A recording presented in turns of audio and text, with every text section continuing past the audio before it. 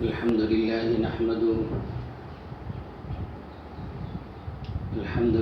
نحمده ونستعينه ونستغفره ونؤمن به ونتوكل عليه ونعوذ بالله من شرور أنفسنا ومن سيئات أعمالنا من يهد الله فلا مضل له ومن يضلل فلا هادي له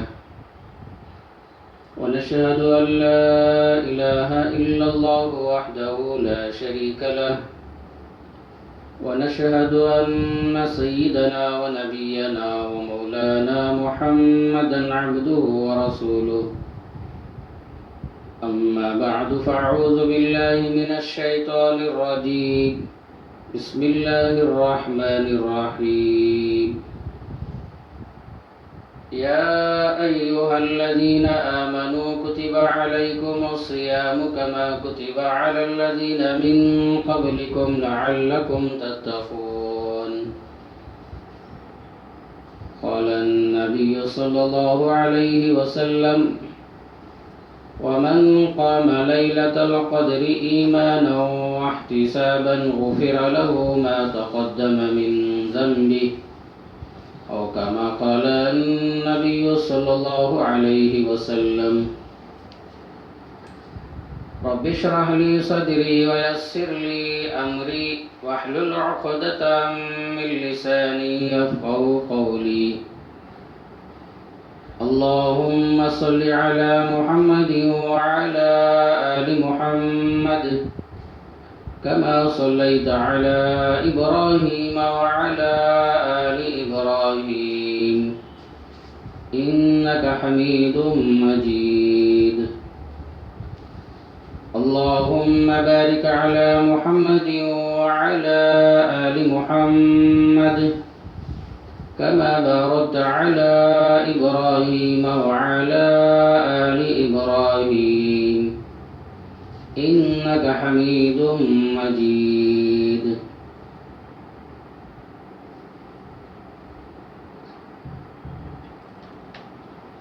سامعین اکرام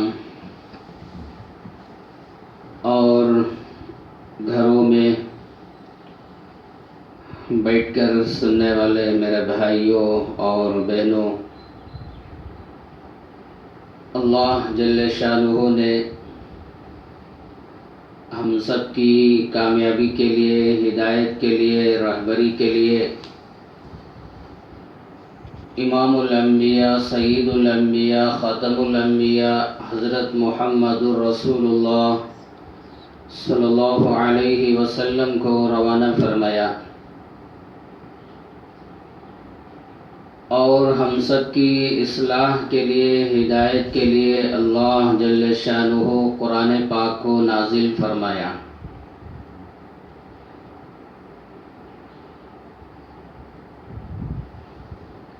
اللہ جل شانہ نے ہم سب کو بے شمار نعمتوں سے نوازا ہے۔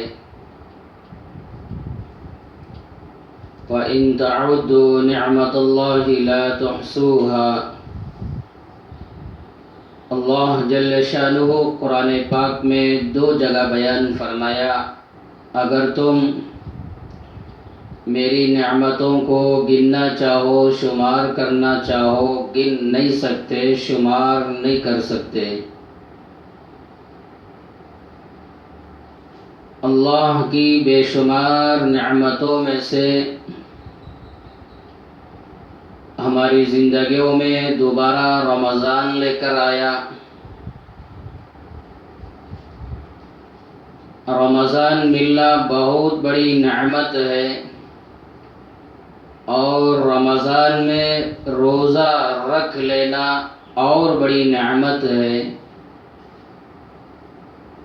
اور رمضان میں قرآن پاک کی تلاوت کرنا، تراویح کا اہتمام کرنا، سحری کا، افطاری کا اہتمام کرنا،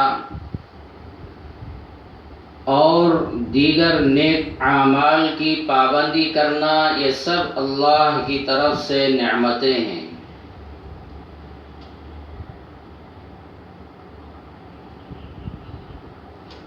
جن دنوں سے ہم گزر رہے ہیں یہ دن بہت قیمتی ہیں،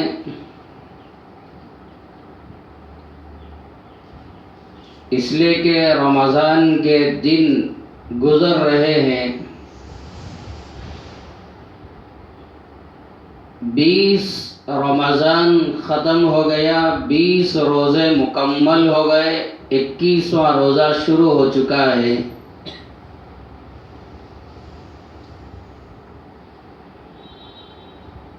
رمضان کے بارے میں جہاں بے شمار فضائل اللہ کے نبی صلی اللہ علیہ وسلم نے بیان فرمایا، انہی فضائل میں سے آپ نے یہ بھی بیان فرمایا وَهُوَ شَهْرٌ أَوَّلُهُ رَحْمَةٌ،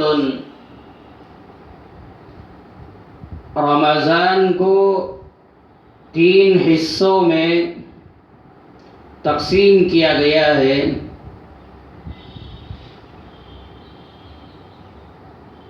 تو آپ نے بیان فرمایا رمضان کا پہلا عشرہ، رمضان کے شروع کے 10 دن، اولہ رحمت، رحمت کے دن ہیں، رحمت کا عشرہ ہے۔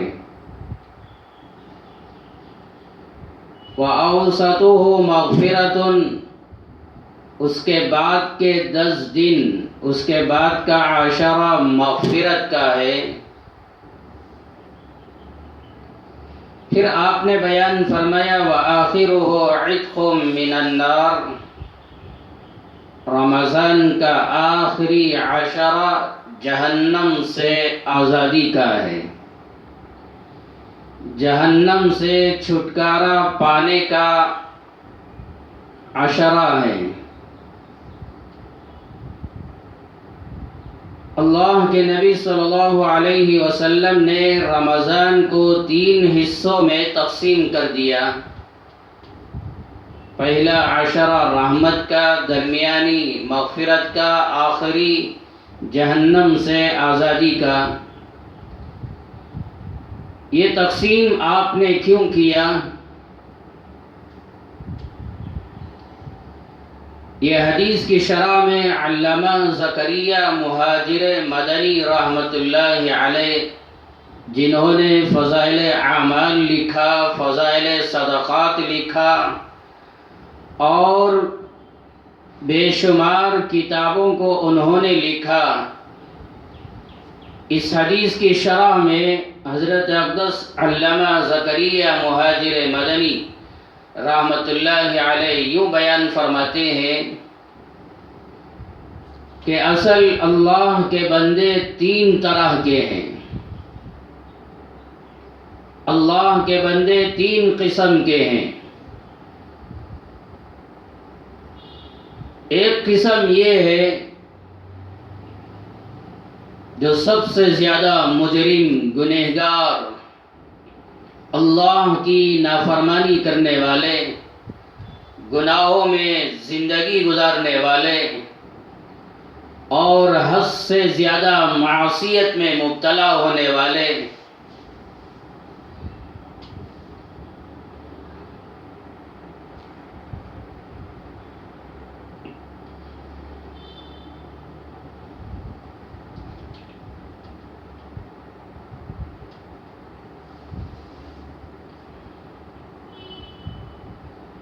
یوں سمجھیے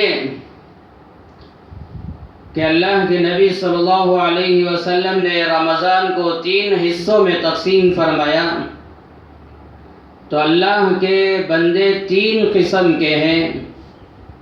تو ایک یہ بیان فرمایا، ایک وہ بندے ہیں جو گناہوں سے پاک و صاف ہیں، ان کے اوپر گناہوں کا کوئی بوجھ نہیں ہے،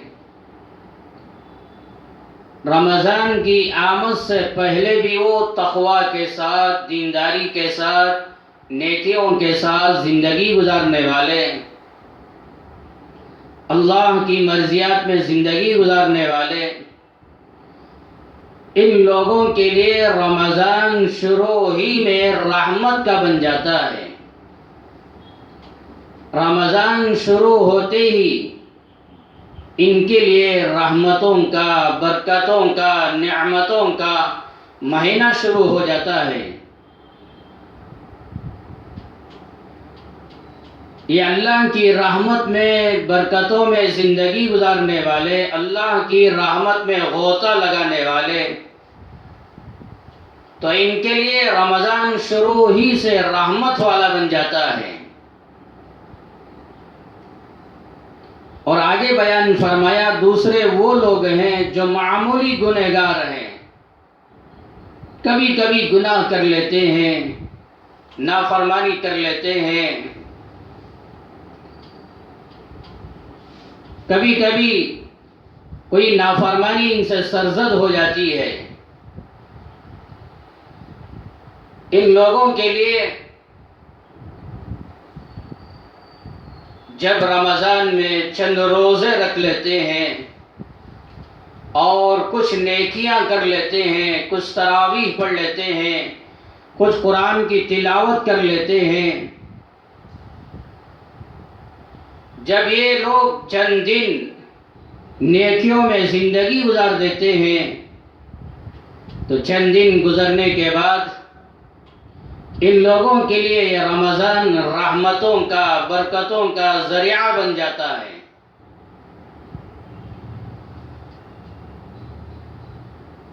چند دن یہ نیکیوں میں زندگی گزارنے کے بعد اللہ ان کو اپنی رحمت میں اور اپنے فضل و کرم میں لے لیتا ہے۔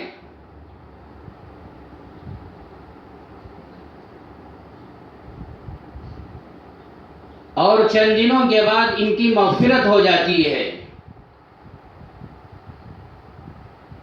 اور تیسرے قسم کے وہ لوگ ہیں جو انتہائی درجے کے گنہگار ہیں، فاسق ہیں، اور ہمیشہ نافرمانیوں میں، گناہوں میں زندگی گزارنے والے ہیں۔ یہ حد سے زیادہ مجرم ہیں، فاسق ہیں، گنہگار ہیں۔ جب یہ لوگ بھی رمضان میں روزوں کا اہتمام کر لیتے ہیں، تراویح کا اہتمام کر لیتے ہیں، تلاوت کا اہتمام کر لیتے ہیں، اور یہ نیکیوں میں زندگی گزارتے ہوئے رمضان کا بہت سارا حصہ گزر جاتا ہے، یا یوں سمجھیے 2 عشرہ گزر جاتے ہیں، پھر اللہ ان پر بھی رحم و کرم فرما کر اللہ ان لوگوں کو بھی اپنی رحمت میں لے لیتا ہے، اپنی برکتوں میں لے لیتا ہے۔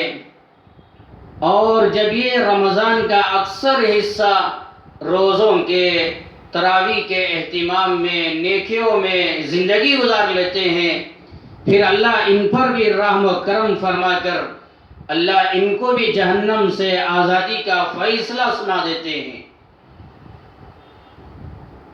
تو اللہ کے بندے یہ 3 طرح کے ہیں۔ ایک وہ جو شروع ہی سے تقوی کے ساتھ نیکیوں میں زندگی گزارنے والے، ان لوگوں کے لیے شروع ہی سے رمضان رحمت کا، خیر کا، برکتوں کا ذریعہ اور سبب بن جاتا ہے۔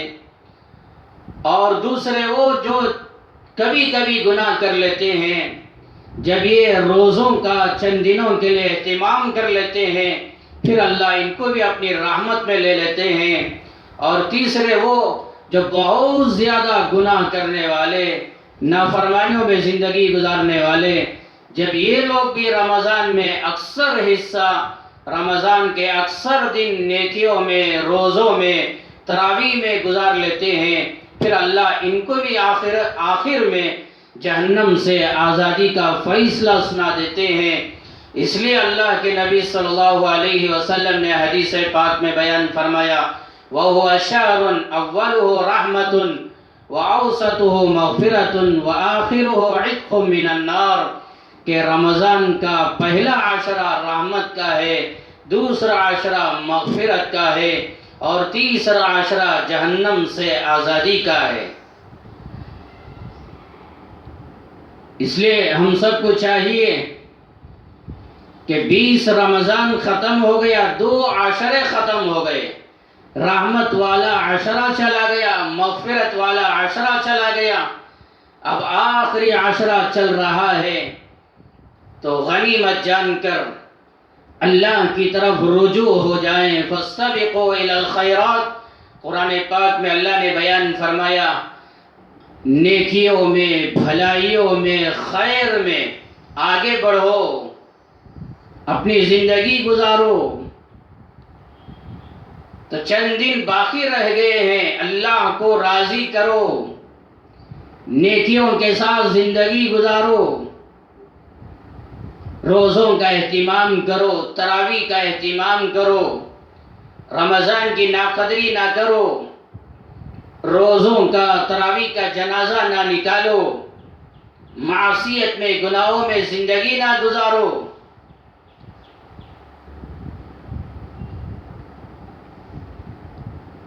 آج بھی دیکھتے ہیں رمضان گزر رہا ہے،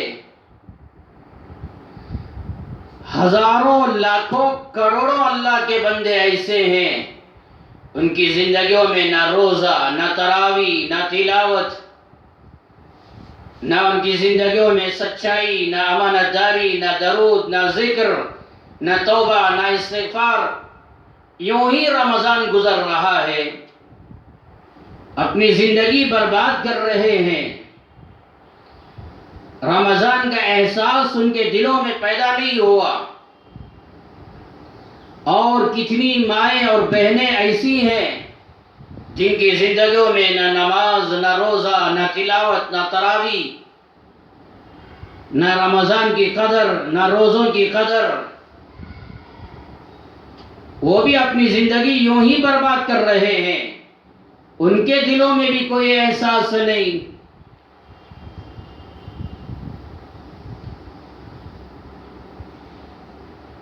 سیدنا نظام الدین اولیاء رحمت اللہ علیہ کتنے بڑے اللہ والے ہیں، ان کے شیخ، ان کے پیر، ان کے مرشد سیدنا فرید الدین گنشگر رحمت اللہ علیہ بیمار ہو گئے، سکرات کا عالم شروع ہو گیا، چند دنوں کے یا چند گھنٹوں کے محتاج ہیں، مہمان ہیں دنیا کے، بستر کے حوالے ہو گئے، نہ اٹھنے کی طاقت، نہ بیٹھنے کی طاقت، نہ بات کرنے کی طاقت، مجبور ہو گئے۔ سیدنا نظام الدین اولیاء رحمت اللہ علیہ ایسے نازک وقت میں ان کی خدمت میں پہنچے تو دیکھا میرے استاد، میرے شیخ، میرے پیر ایسی حالت میں زندگی گزار رہے ہیں، رمضان آ گیا، چند دن خدمت کے لیے رک گئے،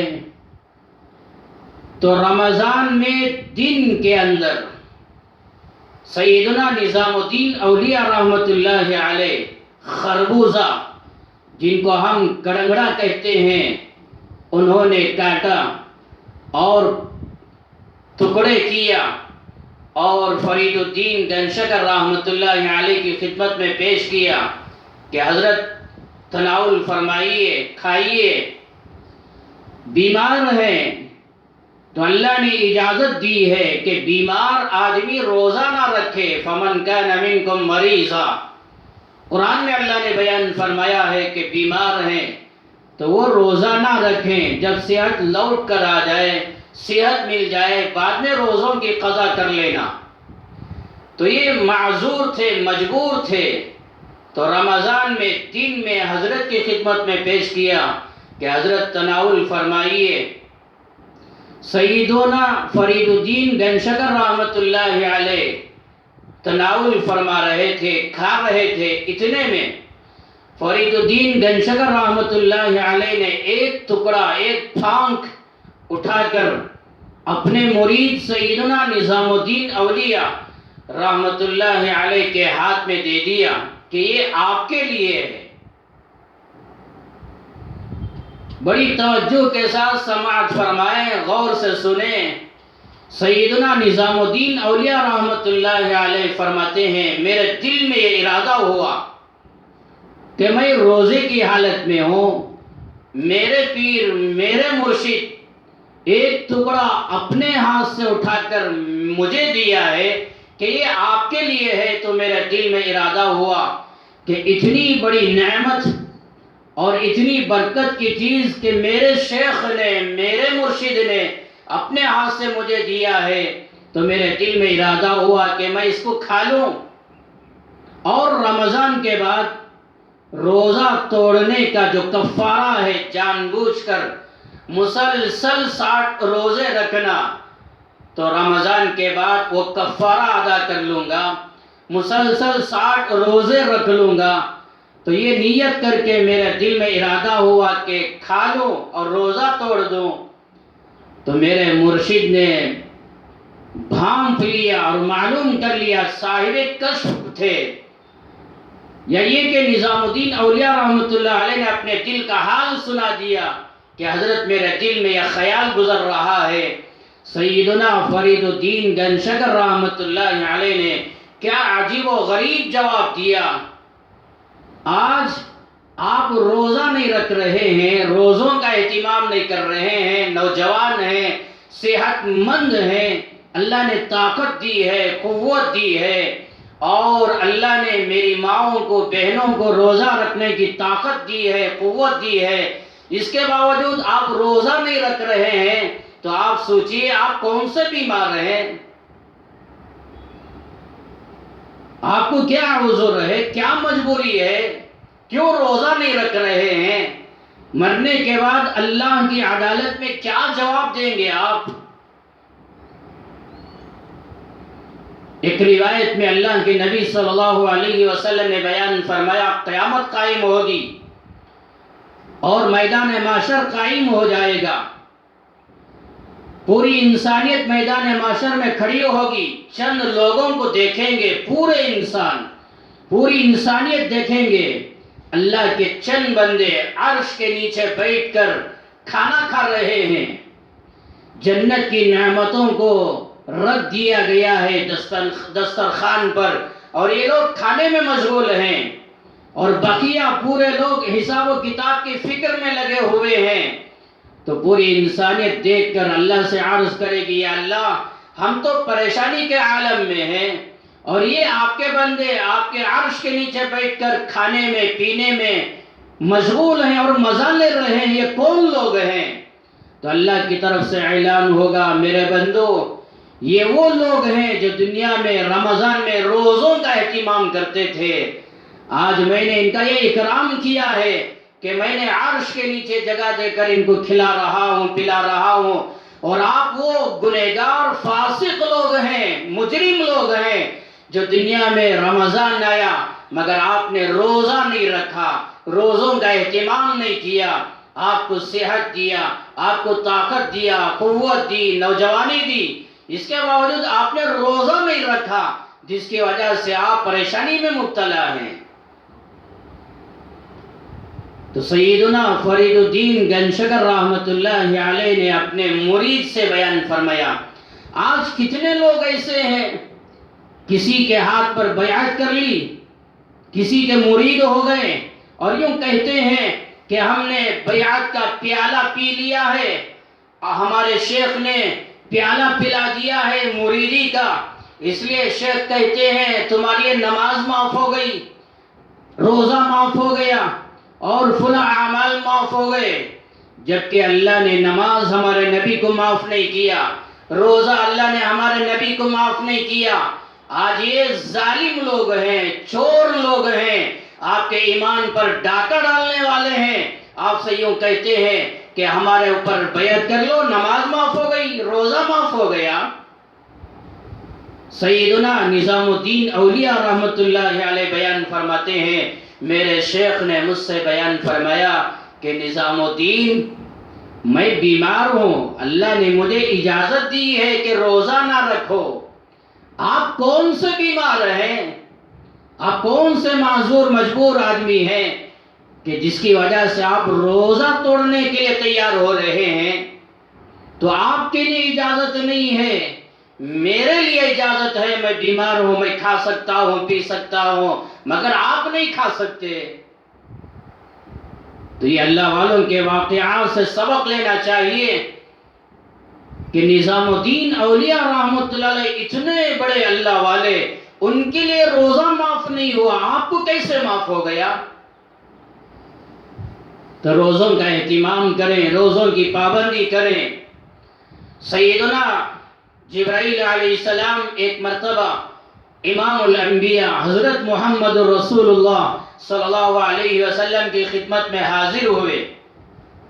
صحابہ کرام موجود ہیں۔ اللہ کے نبی صلی اللہ علیہ وسلم منبر پر چڑھنے کے لیے پہلی سیڑھی پر آپ نے قدم رکھا تو آپ نے اپنی زبان سے کہا آمین، دوسری سیڑھی پر قدم رکھا تو پھر کہا آمین، تیسری سیڑھی پر قدم رکھا تو پھر کہا آمین۔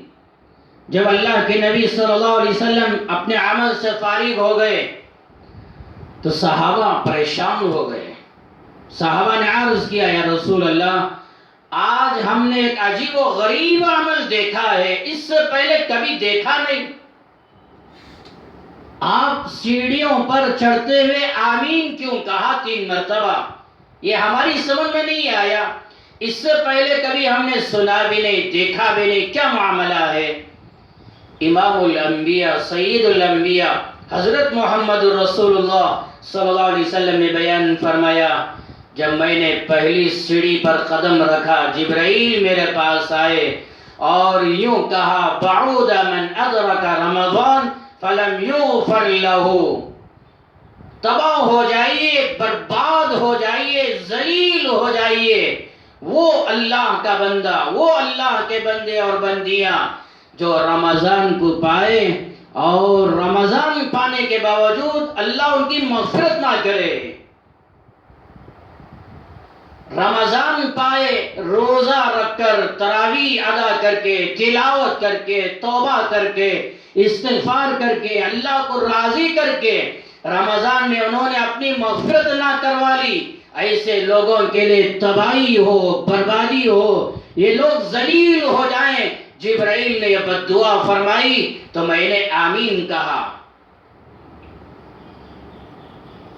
کتنی سخت ترین بد دعا ہے! جبرائیل جیسا فرشتہ تمام فرشتوں کا سردار ہے، ہر نبی کی خدمت میں اللہ کی طرف سے وحی لے کر آنے والا جبرائیل، جس کی شان اللہ نے قرآن میں بیان کیا، تو اتنا مقدس فرشتہ بد دعا کر رہا ہے۔ میرے بھائیوں اور میری ماؤں، میری بہنوں، جو روزوں کا اہتمام نہیں کرتے، رمضان کی ناقدری کرنے والے، تراویح نہ پڑھنے والے، رمضان میں کھلم کھلا کھانے پینے والے، کیا جبرائیل کی بد دعا سے آپ کے دلوں میں ڈر پیدا نہیں ہوا؟ آپ کے دلوں میں کوئی احساس پیدا نہیں ہوا؟ جبرائیل بد دعا کرنے والا، اللہ کے نبی آمین کہنے والے، پھر آپ کی تباہی، آپ کی بربادی میں کیا شک ہے؟ اگر اللہ رحم کا معاملہ نہ کرے، کرم کا معاملہ نہ کرے، عفو و درگزر کا معاملہ نہ کرے، پھر تمہاری تباہی میں کیا تردد ہے، کیا شک رہ گیا ہے؟ جب میں نے دوسری سیڑھی پر قدم رکھا، جبرائیل نے یوں کہا بعود من ذکرت عنده فلم یصلی علیک، تباہ ہو جائے، برباد ہو جائے وہ آدمی جن کے سامنے یا نبی اللہ آپ کا نام لیا جائے، آپ کا نام سن کر آپ پر درود نہ پڑھے، آپ کا نام سننے کے باوجود جو درود نہ پڑھے وہ بھی تباہ ہو جائے، وہ بھی برباد ہو جائے۔ تو اللہ کے نبی صلی اللہ علیہ وسلم کا نام سنتے ہی فوراً درود پڑھنا چاہیے۔ جمعہ کا دن ہے، اللہ کے نبی صلی اللہ علیہ وسلم نے بیان فرمایا، میری امت کے لوگوں جمعہ کے دن کثرت سے درود پڑھو، اس لیے کہ جمعہ کے دن کثرت سے درود پڑھنے والے تمہارا درود میرے پاس پہنچایا جاتا ہے۔ اور ایک روایت میں اللہ کے نبی نے بیان فرمایا، دنیا میں جو کثرت سے درود پڑھے گا کل قیامت کے دن وہ اتنا زیادہ میرے قریب ہوگا۔ تم ایک مرتبہ درود پڑھو، اللہ تم پر 10 مرتبہ رحمت نازل فرمائے گا، تمہارے 10 گناہ معاف ہوں گے، 10 درجے بلند ہوں گے۔ کیا کیا فضائل اللہ کے نبی صلی اللہ علیہ وسلم نے بیان فرمائے۔ تو درود کا اہتمام کرو، درود کی پابندی کرو۔ جمعہ کا دن بھی آتا ہے، درود نہیں۔ جمعہ کا دن بھی غفلت میں گزارنے والے، سستی میں، کاہلی میں گزارنے والے، تو جبرائیل نے عرض کیا برباد ہو جائے، تباہ ہو جائے وہ جن کے سامنے آپ کا نام لیا جائے اور وہ درود نہ پڑھے۔ تو میں نے آمین کہا۔ اللہ کے نبی صلی اللہ علیہ وسلم نے بیان فرمایا، جب میں نے تیسری سیڑھی پر قدم رکھا، جبرائیل نے یوں فرمایا، بعود من ادرک ابوی الکبر عنده او احدهما فلم يدخلاه الجنہ۔ تباہ ہو جائے، برباد ہو جائے، ذلیل ہو جائے، ناکام ہو جائے وہ جن کے زندگیوں میں ماں باپ کو پایا، یا ان دو میں سے کسی ایک کو پایا، یا تو باپ کو پایا یا ماں کو پایا، اور ان دونوں کی خدمت کر کے جنت میں داخل نہ ہوا، جنت کو نہ پایا، جنت کو حاصل نہ کیا۔ ماں باپ کی خدمت کرنے سے جنت ملتی ہے، تو فرمایا جو ماں باپ کی خدمت کر کے جنت کو حاصل نہ کرے وہ تباہ ہو جائے، برباد ہو جائے، ذلیل ہو جائے، ناکام ہو جائے۔ تو میں نے کہا آمین۔ آج کیا حالات گزر رہے ہیں، ماں باپ کی نافرمانی کرنے والوں، ماں باپ کو ستانے والوں، ماں باپ کے دل کو توڑنے والوں، تمہارا انجام کیا ہوگا؟ جبرائیل نے کیا بد دعا فرمائی، اللہ کے نبی نے کیا آمین کہی، تمہاری تباہی میں، تمہاری بربادی میں اور کیا شک رہ گیا ہے؟ رمضان آتا ہے، رمضان میں بھی ماں باپ کو پوچھنے والے نہیں، ماں باپ کی خدمت کرنے کے لیے تیار نہیں، ماں باپ کی دعائیں لینے کے لیے تیار نہیں۔ تو اللہ کے نبی صلی اللہ علیہ وسلم نے بیان فرمایا کہ جبرائیل نے یہ بد دعائیں فرمائی، تو میں نے ان کی بد دعاؤں پر، ان کی دعاؤں کے کرنے پر میں نے آمین کہہ دیا۔ تو ہمارے دلوں میں یہ ڈر ہونا چاہیے، یہ خوف ہونا چاہیے کہ رمضان گزر رہا ہے، اگر ہماری مغفرت نہ ہوئی اور اللہ ہم پر رحم و کرم کا معاملہ نہ کیا، پھر ہماری تباہی ہے، ہماری بربادی ہے۔ اس لیے چند دن رہ گئے ہیں، یہ چند دنوں کو غنیمت جانو، اور رمضان میں روزوں کا، تراویح کا، تلاوت کا، ذکر و اذکار کا، توبہ کا اہتمام کرتے ہوئے رمضان گزارو اور اللہ کو راضی کرو۔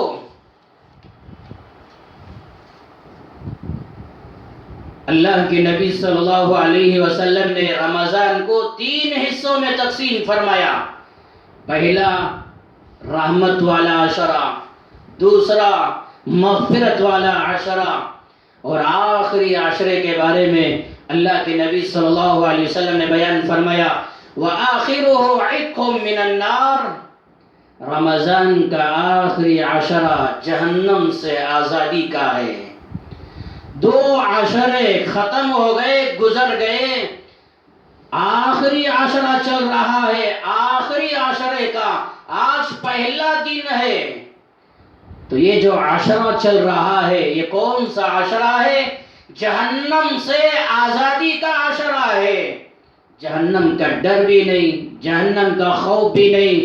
اللہ نے 2 چیزیں بنایا ہے، ایک جنت، ایک جہنم۔ جنت کن لوگوں کے لیے بنایا؟ تو اللہ جل شانہ نے قرآن پاک میں بیان فرمایا وَسَارِعُوا إِلَى مَغْفِرَةٍ مِّن رَبِّكُمْ وَجَنَّةٍ عَرْضُهَا السَّمَاوَاتُ وَالْأَرْضُ أُعِدَّتْ لِلْمُتَّقِينَ۔ اللہ نے جنت تیار کیا ہے متقیوں کے لیے، تقوی والوں کے لیے، پرہیزگار لوگوں کے لیے۔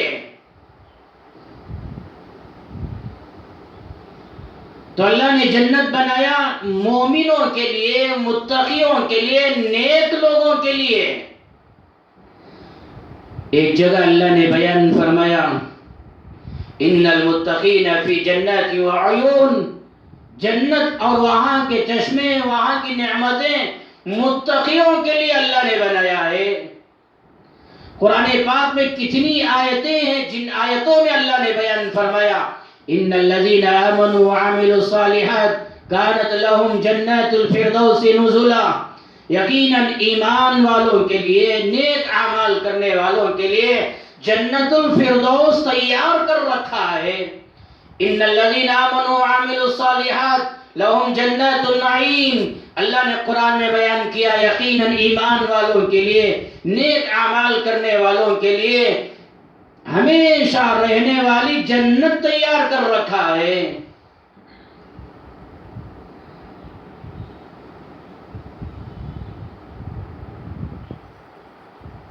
اس طرح کی بے شمار آیتیں ہیں قرآن پاک میں جن آیتوں میں اللہ نے صاف صاف بیان فرمایا ہے ایمان والوں کے لیے، نیک اعمال کرنے والوں کے لیے اللہ نے جنت تیار کر رکھی ہے۔ تو جنت متقیوں کے لیے، جنت مومنین کے لیے، جنت نیک لوگوں کے لیے تیار کیا ہے۔ پھر جہنم کن لوگوں کے لیے تیار کیا گیا ہے؟ قرآن پاک میں اللہ نے بیان فرمایا وَاتَّقُوا النَّارَ الَّتِي أُعِدَّتْ لِلْكَافِرِينَ، میرے بندو جہنم کی اس آگ سے ڈرو، جہنم کی اس آگ سے اپنے آپ کو بچاؤ جس جہنم کو اللہ نے کافروں کے لیے بنایا ہے، مجرموں کے لیے بنایا ہے، اللہ کے انکار کرنے والوں کے لیے، نبیوں کی نبوت کا انکار کرنے والوں کے لیے، آخرت کا انکار کرنے والوں کے لیے۔ وَاتَّقُوا النَّارَ الَّتِي أُعِدَّتْ لِلْكَافِرِينَ، ان لوگوں کے لیے اللہ نے جہنم بنایا ہے، اس جہنم سے اپنے آپ کو بچاؤ۔ قرآن پاک میں ایک جگہ اللہ نے بیان فرمایا فَاتَّقُوا النَّارَ الَّتِي وَقُودُهَا النَّاسُ وَالْحِجَارَةُ أُعِدَّتْ لِلْكَافِرِينَ، میرے بندو جہنم کی اس آگ سے اپنے آپ کو بچاؤ جس جہنم کا ایندھن بندے ہوں گے، لوگ ہوں گے اور پتھر ہوں گے۔ وہ جہنم کن لوگوں کے لیے تیار کی گئی؟ اللہ نے آگے بیان فرمایا اللہ کا اور نبیوں کا اور آخرت کا، آسمانی کتابوں کا وغیرہ، یہ انکار کرنے والوں کے لیے اللہ نے جہنم بنایا ہے، وہ جہنم سے اپنے آپ کو بچاؤ۔ تو یہ جہنم ان لوگوں کے لیے تیار کی گئی ہے۔ قرآن پاک کا 8واں پارہ ہے، اللہ نے بیان فرمایا جنت میں جانے والے جنت میں چلے جائیں گے، جہنم میں جانے والے جہنم میں چلے جائیں گے۔ جہنم میں رہنے والے لوگ جنتی لوگوں کو دیکھیں گے، جہنم کے اندر سے اللہ وہ منظر دکھائے گا، جنتی لوگ جہنم والوں کو دیکھیں گے، جہنمی لوگ جنت والوں کو دیکھیں گے۔ تو جہنمی لوگ جہنم میں رہتے ہوئے جنتی لوگوں سے سوال کریں گے وَنَادَى أَصْحَابُ النَّارِ أَصْحَابَ الْجَنَّةِ أَنْ أَفِيضُوا عَلَيْنَا مِنَ الْمَاءِ أَوْ مِمَّا رَزَقَكُمُ اللَّهُ، جہنمی لوگ جنتی لوگوں سے سوال کریں گے، بھیک مانگیں گے، او جنت میں رہنے والوں، جنت کی نعمتوں کے مزوں میں زندگی گزارنے والوں، تمہارا تھوڑا پانی دے دو۔ یہ اللہ نے تمہیں جو روزی دیا ہے، جو نعمتوں سے نوازا ہے، ان میں سے کچھ تھوڑی روزی، کچھ کھانا ہمیں بھی دے دو تاکہ ہمیں سکون مل جائے۔ جہنمی لوگ جب یہ سوال کریں گے، جنتی لوگ کہیں گے قالوا ان اللہ حرمہم علی الکافرین، جنتی لوگ کہیں گے یقیناً اللہ جنت کی نعمتوں کو، جنت کی راحتوں کو تمہارے اوپر حرام کر دیا ہے۔ وہاں کی نعمت کا ذرہ برابر، رتی برابر کوئی نعمت آپ کو نہیں دی جائے گی، ہر نعمت تمہارے لیے حرام کر دیا گیا ہے۔ تو وہ جہنم کس کے لیے بنائی گئی؟ اللہ، نبیوں، آخرت وغیرہ کے انکار کرنے والوں کے لیے بنایا گیا ہے۔ تو اللہ نے بیان فرمایا میرے بندو وہ جہنم سے اپنے آپ کو بچاؤ، بچانے کی فکر کرو۔ ابو داؤد شریف میں، ترمذی شریف میں روایت ہے امام الانبیاء حضرت محمد رسول اللہ صلی اللہ علیہ وسلم نے بیان فرمایا، لما خلق اللہ الجنہ، جب اللہ نے جنت کو بنایا، جنت کو تیار کیا، اللہ نے جبرائیل کو بلایا اور فرمایا اذهب فانظر الیہا، جبرائیل جائیے میری جنت دیکھ کر آئیے، میں نے جنت کیسی بنائی، وہاں کی نعمتوں کو کیسے تیار کر رکھا ہے، جائیے جنت کا ایک منظر، ایک جھلک دیکھ کر میرے پاس آئیے۔ جبرائیل گئے اور جنت کے ساری نعمتوں کو اور جنت کے مناظر کو دیکھا اور خوشی خوشی اللہ کی عدالت میں دوبارہ حاضر ہوئے اور یوں عرض کرنے لگے، اے ربی وعزتک لا يسمع بها احد الا دخلها، اے رب تیری عزت کی قسم، جو تیرا بندہ جنت کو سنے گا، جنت کی نعمتوں کے بارے میں سنے گا، وہ جنت میں جائے بغیر نہیں رہے گا، جو بھی سنے گا ضرور جنت میں جائے گا۔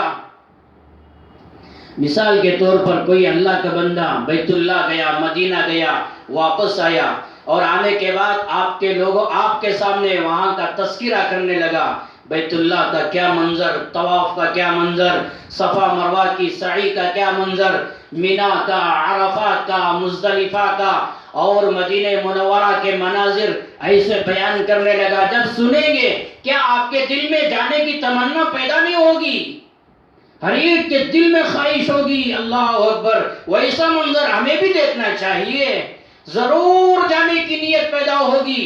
جیسے بیت اللہ کا، مدینے کا منظر سن کر آپ کے دلوں میں وہ تمنا ہوتی ہے۔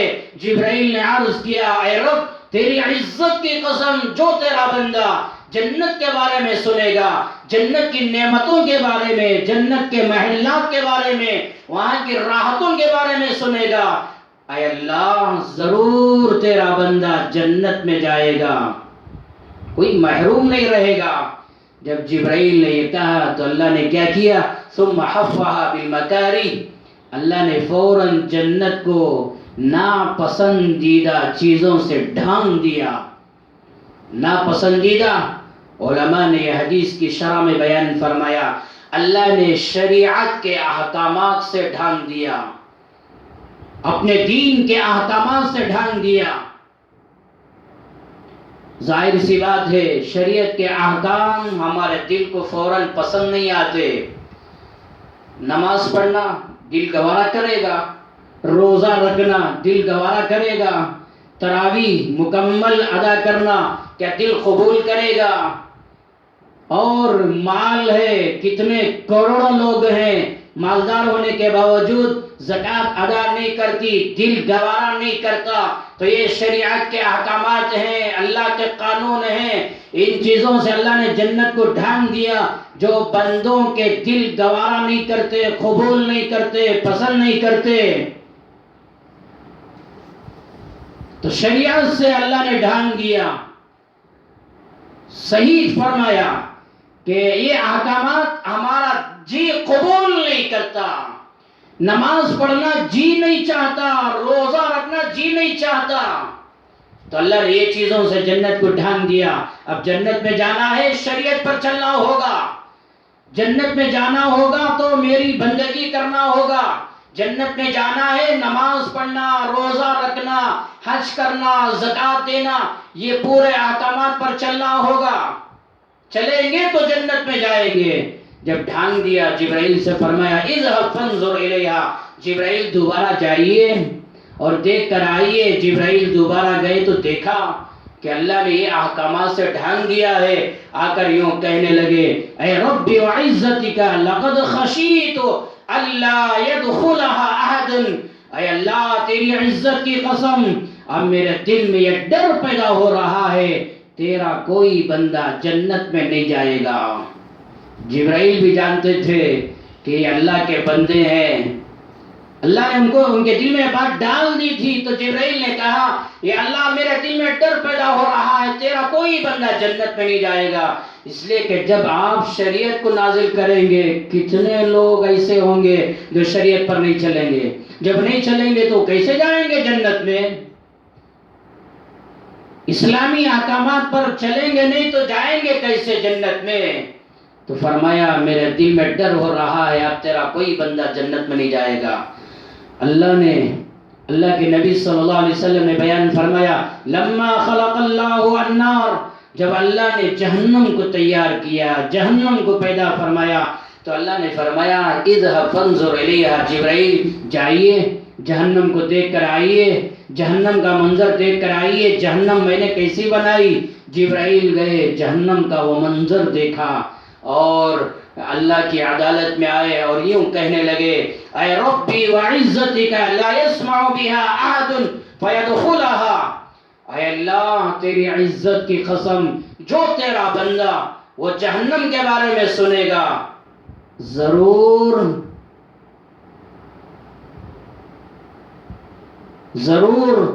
وہ جہنم میں داخل ہو جائے گا، وہ جہنم میں داخل نہیں ہوگا، جہنم سے بچ جائے گا۔ وہ منظر سن کر کون جائے گا جہنم میں؟ ابھی کرونا وائرس چل رہا ہے، خالی ہم نے سنا میڈیا میں، واٹس ایپ میں، فیس بک میں، پتہ نہیں کہاں کہاں ہم نے سنا، مگر ابھی ہم نے اپنی آنکھوں سے دیکھا نہیں، خالی سن رہے ہیں۔ تو اتنا ڈر پیدا ہو رہا ہے کہیں ایسا نہ ہو بیماری میرے اندر آ جائے، کتنا ڈر رہے ہیں۔ جب جہنم کو سنیں گے تو کون جائے گا جہنم میں؟ تو جبرائیل نے کہا یا اللہ جو تیرا بندہ سنے گا ضرور وہ جہنم سے بچنے کی فکر کرے گا، کوئی نہیں جائے گا جہنم میں۔ تو پھر اللہ نے کیا کیا؟ فحفها بالشہوات، اللہ نے شہوتوں سے جہنم کو ڈھانک دیا۔ شہوتیں، دل کی خواہشات، دل کے جذبات، زنا سے، چوری سے، گناہوں سے اللہ نے جہنم کو ڈھانک دیا۔ اب یہ وہ چیزیں ہیں جو انسان کا دل چاہتا ہے، چوری کرنے کو جی چاہتا ہے، اور کاروبار میں ڈنڈی مارنے کو جی چاہتا ہے، اور برائی میں مبتلا ہونے کو جی چاہتا ہے۔ تو فرمایا یہ شہوتوں سے ڈھانک دیا گیا۔ پھر اللہ نے فرمایا جبرائیل جائیے میری جہنم کو دیکھ کر آئیے۔ جبرائیل دوبارہ گئے، جب جہنم کو دیکھا اللہ کی عدالت میں آئے اور یوں کہنے لگے اے ربی وعزتک وجلالک لقد خشیت الا یبقى احد الا دخلها، یا اللہ تیری عزت کی قسم، تیرے جلال کی قسم، جو تیرا بندہ، اب میرے دل میں ڈر پیدا ہو رہا ہے تیرا ہر بندہ جہنم میں ضرور چلا جائے گا، اس لیے کہ ہر بندے کا دل یہ چاہتا ہے گناہ کروں، چوری کروں، ڈنڈی ماروں، زنا کروں، غیبت کروں، شکوے شکایتیں کروں، خواہشات پر زندگی گزاروں۔ کیا آج لوگ نہیں کہتے دنیا میں آئے ہیں چند دن عائش کر لو، مرنے کے بعد دیکھیں گے کیا ہوگا؟ ارے مزہ کر لو دنیا میں، مریں گے تو دیکھیں گے۔ تو خواہشات پر زندگی گزارنا چاہتے ہیں اور گناہوں میں زندگی گزارنا چاہتے ہیں۔ رمضان آیا، رمضان میں ٹی ویاں دیکھنے والے، فلماں دیکھنے والے، رمضان میں راتوں میں تراویح پڑھنے کے بجائے کیرم بورڈ کھیلنے والے، زندگیاں برباد کرنے والے، خواہشات پر زندگی گزارنے والے۔ تو جبرائیل نے کہا میرے دل میں ڈر پیدا ہو رہا ہے، اے اللہ ضرور تیرے بندے جہنم میں چلے جائیں گے۔ تو جہنم کوئی معمولی چیز نہیں ہے۔ بخاری شریف، مسلم شریف کی روایت ہے، اللہ کے نبی صلی اللہ علیہ وسلم نے بیان فرمایا نارکم جزء من 70 جزءا من نار جہنم، دنیا کی آگ، تم جو جلواتے ہو دنیا میں آگ، جہنم کی آگ کا 70واں حصہ ہے۔ جہنم کی آگ کو 70 حصوں میں ڈیوائڈ کیا جائے، تقسیم کیا جائے، ان میں سے ایک حصہ یہ جہنم کی آگ ہے۔ تو دنیا کی آگ سے 70 گنا بڑھ کر جہنم کی آگ ہے۔ جب دنیا کی آگ کا یہ حال ہے، پھر وہ جہنم کی آگ 70 گنا بڑھ کر ہے، وہ جہنم کی آگ کا کیا منظر ہوگا؟ جب صحابہ نے سنا تو عرض کیا یا رسول اللہ یہ دنیا کی آگ ہی کافی تھی، پھر 70 گنا جہنم کی آگ بڑھانے کی کیا ضرورت؟ تو اللہ کی نبی صلی اللہ علیہ وسلم نے یہی بیان فرمایا کہ جہنم کی 70واں حصہ یہ دنیا کی آگ ہے. تو دلوں میں ڈر پیدا کرو، وہ جہنم سے اپنے آپ کو بچانے کی فکر کرو. ترمذی شریف کی روایت ہے، اللہ کے نبی صلی اللہ علیہ وسلم نے بیان فرمایا کہ اوقد علی النار 1000 سنۃ حتی احمرت. اللہ نے جہنم کی آگ کو 1000 سال تک جلواتا رہا، سلگاتا رہا، 1000 سال تک سلگاتا رہا، یہاں تک کہ جہنم کی آگ لال ہو گئی. پھر اللہ کے نبی نے بیان فرمایا ثم اوقد علیہ 1000 سنۃ حتی ابیضت. پھر اس کے بعد اللہ نے 1000 سال تک جہنم کی آگ سلگاتا رہا، یہاں تک کہ وہ سفید ہو گئی. پھر اللہ کے نبی نے آگے بیان فرمایا ثم اوقد علیہا 1000 سنۃ حتی اسودت. پھر اللہ نے 1000 سال تک جہنم کی آگ سلگاتا رہا، یہاں تک کہ وہ کالی ہو گئی، سیاہ ہو گئی. تو اللہ کے نبی نے بیان فرمایا حتی سوداء مظلمہ فہی سوداء مظلمہ. اور وہ آج جہنم کی آگ سیاہ ہی ہے، کالی ہی ہے. تو 3000 سال تک اللہ نے جہنم کو سلگایا ہے. کیا خطرناک وہ جہنم ہوگی. جب میدان محشر قائم ہوگا، امام الانبیاء حضرت محمد رسول اللہ صلی اللہ علیہ وسلم نے بیان فرمایا کہ یوتا بجہنم یومئذ لہا 70,000 زمام. جب جہنم کو میدان محشر میں کھینچ کر لایا جائے گا، جہنم کے 70,000 لگامیں ہوں گی، 70,000 بازدور ہوں گے، اور جہنم کی ہر لگام کو 70,000 فرشتے پکڑ کر کھینچ رہے ہوں گے. تھوڑا اندازہ لگائیے، جہنم کے 70,000 بازدور، جہنم کے 70,000 رسیاں، اور ہر رسی کو پکڑ کر کھینچنے والے فرشتے 70,000. تو کتنے فرشتے ہو گئے؟ مع كل زمام 70,000 ملک یجرونها. ہر رسی کو، ہر لگام کو پکڑ کر کھینچنے والے 70,000 فرشتے ہوں گے، اور کھینچ کر میدان محشر میں لوگوں کے سامنے لے کر آئیں گے. اور فرشتے اپنی پوری طاقت و قوت کے ساتھ جہنم کو پکڑے ہوئے ہوں گے. یہ حدیث کی شرح میں علماء نے لکھا ہے اگر فرشتے جہنم کو چھوڑ دیں، پھر جہنم پوری انسانیت کو اپنے اندر لے لے گی، پوری انسانیت تباہ ہو جائے گی. کیا وہ جہنم ہوگی، کیا وہ جہنم کا خوفناک منظر ہوگا. میرے بھائیوں اور میری ماؤں بہنوں، میں نے جہنم کا کچھ تذکرہ کیا تاکہ آپ کے دلوں میں ایک احساس پیدا ہو کہ رمضان کا جو آخری عشرہ چل رہا ہے، یہ آخری عشرے کے بارے میں اللہ کے نبی نے کیا بیان فرمایا؟ وَآخِرُهُ عِتْقٌ مِّنَ النَّارِ. رمضان کا آخری عشرہ جہنم سے آزادی کا عشرہ ہے. تو یہ جو عشرہ چل رہا ہے، اس عشرے میں فکر کرو جہنم سے ہم آزاد ہو جائیں، جہنم سے آزادی کا پروانہ ہمیں بھی مل جائے. یہ احساس دلانے کے لیے کچھ منظر جہنم کا میں نے آپ کے سامنے بیان کیا ہے، ورنہ بے شمار روایتیں ہیں، اور قرآن پاک میں اللہ نے بے شمار جگہوں میں، بے شمار آیتوں میں اللہ نے جہنم کا منظر بیان کیا ہے. اب وہ ساری چیزیں بیان کرنے کا وقت بھی نہیں ہے، اس لیے جہنم کا ڈر دلوں میں پیدا کرو، اور اپنے دلوں میں احساس پیدا کرو کہ رمضان کا جو آخری عشرہ چل رہا ہے یہ جہنم سے آزادی کا عشرہ ہے. جہنم سے اپنے آپ کو بچانے کی فکر کرو. تو اللہ کے نبی صلی اللہ علیہ وسلم نے بیان فرمایا وَآخِرُهُ عِتْقٌ مِّنَ النَّارِ. رمضان کا آخری عشرہ جہنم سے آزادی کا ہے. تو جو عشرہ چل رہا ہے تو یہ کتنا قیمتی عشرہ ہے. اب یہ جہنم سے اپنے آپ کو بچانے کے لیے بہت سارے اعمال ہیں چلو میں صرف 3 عمل بتا دیتا ہوں، کم سے کم وہ عمل کرو اور جہنم سے اپنے آپ کو بچانے کی فکر کرو۔ ایک بات یہ ہے وَرَجُلٌ ذَكَرَ اللَّهَ خَالِيًا فَفَاضَتْ عَيْنَاهُ، بخاری میں، مسلم میں، ترمذی میں وغیرہ یہ روایت موجود ہے۔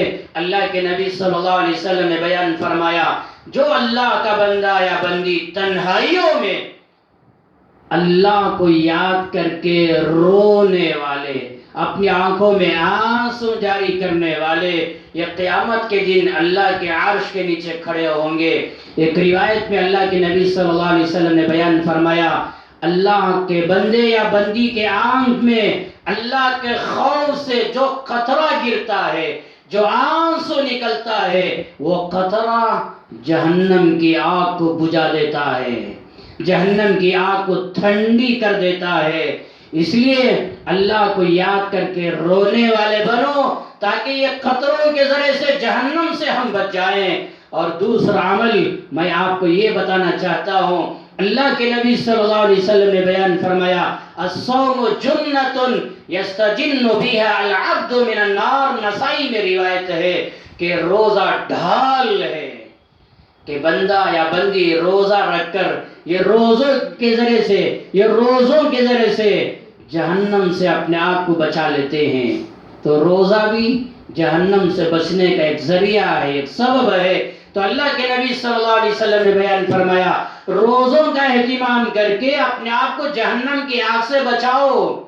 اور تیسرا عمل اللہ کے نبی صلی اللہ علیہ وسلم نے بیان فرمایا فَاتَّقُوا النَّارَ وَلَوْ بِشِقِّ تَمْرَةٍ، میری امت کے لوگوں کھجور کا ایک ٹکڑا ہی صدقہ کر کے جہنم کی آگ سے اپنے آپ کو بچاؤ۔